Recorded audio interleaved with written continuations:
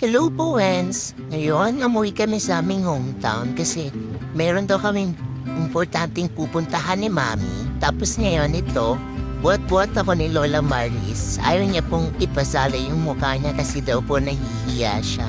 So ito ako ngayon, binubuhat. Pasakay na ako sa aming maliit na bangka. Tapos yan, tumitingin ako sa paligid kasi napo-curious ako kung anong meron at kung saan kami pupunta. Excited ako dyan at gusto ko nang makita yung lugar na pupuntahan namin.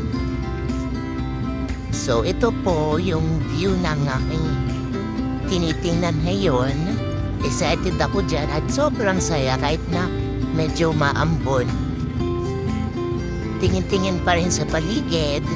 Ganito po talaga ako po, Wens. Napaka-curious to pong aso. Tsaka yan si Mami ni-spoiled ako palagi. Tapos nilagay ako ulit dito sa lapag kasi daw po baka mahulog ako. Tapos hindi pa naman ako marunong lumangoy. So hi po, Wens. Kamusta kayo dyan? Sana na-enjoy niyo yung pinapanood niyo ngayon. Tamang pakitlam po dito sa gidle. So ito po may dumaan na sa dingmangka. So yan, nilagay na ako ni Lola dyan sa harap kasi daw po napakakulit ko daw.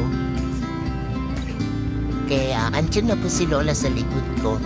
Ayun na po niya, nila po pabayaan kasi daw po napakakulit ko po talaga po, Wens. So yan, tamang tingin-tingin lang sa paligid. Curious pa din kung ano yung nandito. At ayun pong nakatayo dyan na nakikita nyo ay tower po yan.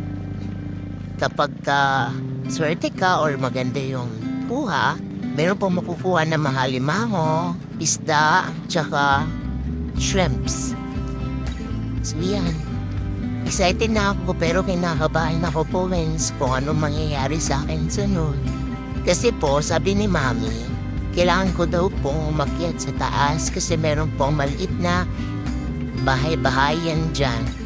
Kung saan, dyan po kami tatambay para po makita yung fish cage. Yung fish cage po ay bumubuhay kami ng mga bangus dyan. So, nasusupply kami ng bangus. So, ayan po, andito na ako ngayon. Sa likod ko ay yung mga isda, bangus po. So, yan, medyo masyadong maulan. At salamat po sa panunood. Bye!